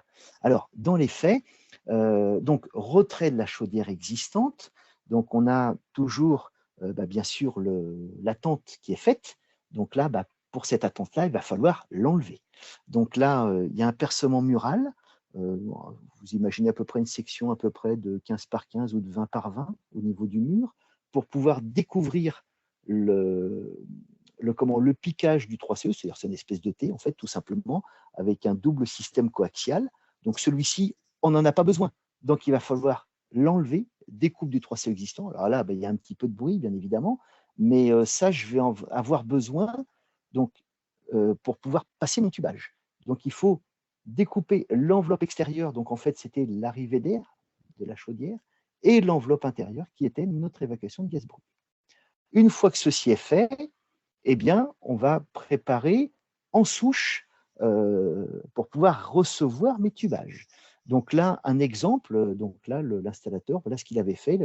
Il avait trouvé ça beaucoup plus facile de faire une découpe donc, du chapeau, hein, de la coiffe, tout simplement, et puis après d'apposer une platine de finition directement siliconée, hein, bien sûr, avec des empreintes déjà faites pour pouvoir passer les tubages. Donc là, je vais pouvoir passer, par exemple, 3 tubages ici, 3 ou 4 tubages dans cette colonne-là. Il a fait 4 trous. Voilà. Donc, on va retourner dans le logement. Donc là, ils étaient partis avec une option de tubage en PVDF thermosoudé. Donc, ça veut dire que là, on est obligé de passer le tubage depuis le logement, hein, bien évidemment. Voilà. Donc voilà, donc là, on a le tubage qui passe à l'intérieur. Donc, il y a forcément un opérateur là-haut qui va tirer le flexible, bien évidemment. Donc, les travaux en toiture, pour les finitions, voilà, vous voyez, on voit la vue de dessous, les différents tubages qui sont passés. Et sur la vue de dessus, pareil, j'ai des petites platines après qui sont positionnées. Toujours mon petit croisillon anti-volatile. Donc là, la section intérieure, c'était du 180. Donc, techniquement, on peut passer 2 tubages en diamètre 80, donc c'était les étages du bas qui avaient besoin forcément d'un diamètre plus important, hein, pour pouvoir faire l'évacuation de gaz brûlé. Et puis les 2 tubages du haut, donc c'est les 2 tubages qui sont sur la droite, là ce sont des tubages en diamètre 60. On peut mixer bien évidemment différents diamètres de tubage. On est sur des tubages individuels, hein, quoi qu'il arrive. Voilà. Donc on va retourner après, une fois qu'on a fait ça dans le logement. Donc on va pour finir mon installation, évidemment, mettre un système de piquage, de gros piquage rapide, un petit peu, voilà, pour refaire toujours l'étanchéité, hein, évidemment. Sur la photo centrale, là, vous avez déjà, on aperçoit un petit peu, vous avez 2 tubages qui sont déjà passés. Donc là, ils allaient passer le 3e tubage. La photo après à droite, alors là, il y a de ce piquage-là, en fait, on va faire venir, parce que j'ai toujours un système biflux pour faire venir l'air jusqu'à mon logement. Donc là, il y a des petites pièces intermédiaires, un petit précadre après de fixation. Donc après, il y a toute une fermeture, bien sûr, de ça pour restituer l'intégralité de l'étanchéité du doublage placo. Une platine, une plaque de finition, hein, voilà, avec un petit adaptateur. Et vous avez après, vous voyez, sur les 2 autres photos derrière, le rendu final. Donc, vous voyez, ça fait quand même quelque chose qui est relativement propre, facile, rapide à mettre en œuvre. Voilà. Là, pour vous donner une idée, il y avait 14 colonnes. Bon, pour répondre à une question qui avait été posée, ça n'a peut-être pas forcément été voté à l'unanimité, parce qu'il y a un logement qui n'a pas souhaité changer sa chaudière. Donc, ils n'ont pas fait 14 colonnes, ils n'ont fait que 13 colonnes. Il y a une colonne qui n'a pas été faite, voilà, parce que lui, il voulait pas, il est jamais là, donc ils n'ont jamais pu changer la chaudière. Il faut avoir un accès au logement, bien sûr. Du coup, Frédéric, si je me permets une précision par rapport à la question, notre réponse était bonne, mais à un détail près. En fait, il faut pas forcément que ce soit une décision à l'unanimité de toute la copro, mais à l'unanimité de tous les copropriétaires de la colonne. Exactement, exactement. Et donc l'installateur, lui, m'avait passé les commandes au fur et à mesure qu'il avait les colonnes qui étaient signées. Voilà. Donc il y a quand même un travail très très important, parce que pour pouvoir, quelle que soit la solution multitubage, on était sur le champ tout à l'heure, on est sur le 3CE ici ou l'alvéolé gaz, peu importe, Ce qui est impératif, il faut que les gens soient là, bien sûr, pour avoir accès au logement. Donc là, pour vous donner une idée d'un temps, parce que la question va être posée, donc je préfère y répondre maintenant, pour avoir une idée de temps, une colonne à 4 chaudières, après, ils avaient compté 2 jours d'immobilisation, voilà, ce qui est relativement faible. On aurait été sur une autre solution, par exemple, en 3 CEP, parce qu'ils faisaient aussi du 3 CEP. Là, il aurait fallu faire la découpe du placo, aller enlever le tube intérieur, mettre le 3 CEP, raccorder tout le monde, refaire la fermeture après au niveau du placo. C'est beaucoup plus long, on n'est pas loin de la semaine. Voilà. Donc là, c'est des paramètres aussi qui peuvent être à prendre en compte, un gain de temps très très important. Et donc, forcément, ça va être aussi un gain d'argent, quoi. Voilà. Voilà un petit peu. Donc là, voilà, il y a un exemple c'est une vidéo plutôt sur une rénovation d'un conduit de type shunt, quoi. Voilà, c'est une vidéo de présentation. Voilà. Moi, j'en ai fini pour ma partie. Voilà. Merci. Je vais revenir sur la question des majorités. Effectivement, on a hésité en disant majorité, enfin unanimité, donc c'est faux. Il y a eu des interventions dans le chat, plus des informations qui m'ont été apportées. Donc c'est bien des majorités plutôt article 25, donc des majorités, la majorité voilà, de l'article 25 en copropriété, majorité absolue. Et surtout, il n'existe pas de possibilité de voter par conduite fumée. En fait, dans les clés de répartition, enfin dans les modes de vote en copropriété, on peut pas voter. On peut voter par bâtiment ou on peut voter parfois Ouais, par montée. la décision avait quand même été prise, quand même, Voilà, avec une grande c'est-à-dire majorité. que la Voilà. copropriété vote Ouais. dans son ensemble et ensuite on Oui. peut ou pas techniquement rénover une montée ou pas. Si quelqu'un décide de ne pas ouvrir son appartement, malheureusement, ça bloque. Mais la décision est quand même prise à l'échelle de la copropriété. Il y a eu diverses questions qui ont été répondues dans le chat, notamment sur où avoir des conseils un peu précis. Dans un premier temps, enfin sur le changement de chauffage, je vous invite à vous adresser à l'espace Info Énergie de l'Isère, dont j'ai donné les coordonnées dans le chat. Vous pouvez bénéficier de conseils individuels, gratuits et indépendants. Il y avait une question sur la fin d'une personne qui disait qu'il voyait sur la différence entre les 2 solutions sur un conduit shunt, donc la solution collective ou individuelle. Il semble difficile de distinguer l'avantage ou l'inconvénient de chacune. Est-ce qu'il y a des éléments de coût qui justifient l'un ou l'autre ou pas?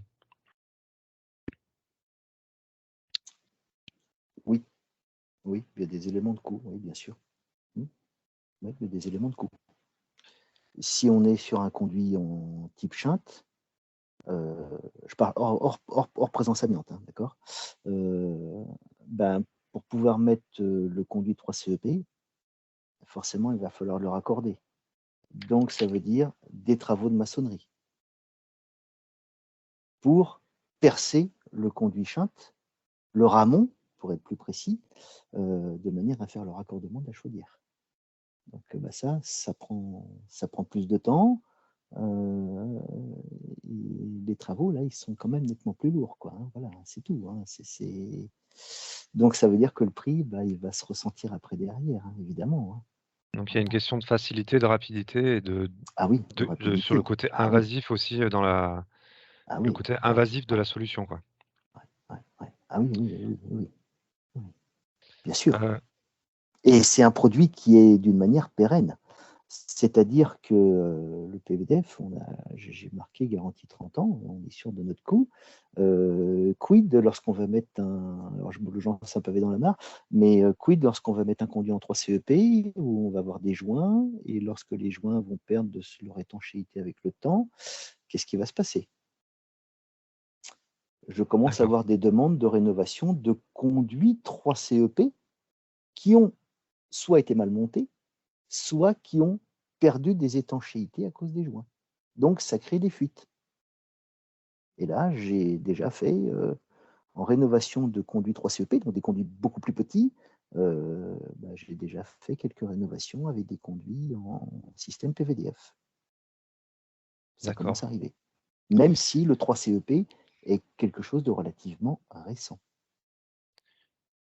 Merci. Je prends quelques questions puisque on arrive à la fin du temps prévu. Je précise d'ailleurs juste avant que on a l'historique de toute la conversation. Donc on pourra récolter les réponses auxquelles on n'a pas apporté les questions auxquelles on n'a pas apporté de réponse tout de suite. On pourra éventuellement les compiler et apporter des réponses en envoyant la présentation. Je confirme une question qui avait déjà été posée. Un tubage individuel, cela veut-il dire que l'entretien est à faire individuellement ou par un contrat de copropriété? C'est plutôt à faire individuellement au même titre que l'entretien de la chaudière, si j'ai bien compris. Tout à fait. Et une toute dernière question, dans un tube 3CE utilisé par 8 logements, le diamètre est-il suffisant pour passer des tubes individuels? Et dans le, Alors, oui. Vas-y, et j'écoute dans la le fin. tubage présenté avec des tubes individuels, par où sont évacués les condensats? Alors, on renvoie, on est sur un montage en type C, donc on renvoie les condensats à la chaudière, systématiquement. Voilà, on reste un tubage individuel, hein, comme on a pu voir avant avec des tubes plastiques. Hein. Voilà, ce polymère-là, il fait ça. Il renvoie même plus par rapport à un tube plastique, parce qu'un tube polypro, lui, il n'est pas hydrophobe, donc il va conserver. C'est pour ça qu'on avait une courbe qui est beaucoup plus petite, en fait, c'est parce qu'il garde l'eau latente de condensation, en fait. Voilà. Alors que le PVDF, je renvoie tout à la chaudière. Donc mon rendement annoncé de chaudière avec le PVDF, il est un petit peu plus élevé qu'avec un autre système polypro, par exemple. Voilà. Pour revenir au cas du conduit 3CE, évidemment, plus on va avoir de la hauteur, plus par rapport aux chaudières qui étaient en flux forcé, le diamètre intérieur et le diamètre extérieur étaient importants. Chaudière avec 8 logements, ça ne m'étonnerait pas qu'on soit sur un diamètre en section de 350 intérieur, voire du 400. Alors que sur 3 logements, on va plutôt être sur un diamètre 180. Vous voyez, 3-4 logements, ça va être plutôt un 180. Voilà. Faut quand même que la chaudière du bas, on puisse quand même envoyer, quoi. Hein, voilà. Ce qu'il y avait sur le 3CE, je veux dire. Voilà. Ce qui me fait dire que le diagnostic de l'existant est important. Ouais, de savoir ce qu'on a. Ouais, bien sûr, tout à fait. On va arrêter là pour les questions, si vous êtes d'accord. Et je vais vous laisser conclure. Merci pour votre participation au chat. Oui, merci à tous pour votre attention sur ce sujet assez complexe. Merci aux personnes qui sont restées jusqu'au bout. Merci également aux intervenants, à Pierre-Maël et à Frédéric. Alors, comme on vous a expliqué au début, on vous enverra par mail le support de présentation et également le lien de visionnage pour retrouver la vidéo du webinaire, a priori sur YouTube. Et merci à toi également, Lisa. Merci. Eh bien, merci également. Voilà, merci à vous pour votre invitation. Allez, bonne soirée à tous. Merci. Merci à tous. Au revoir. Merci. Au revoir.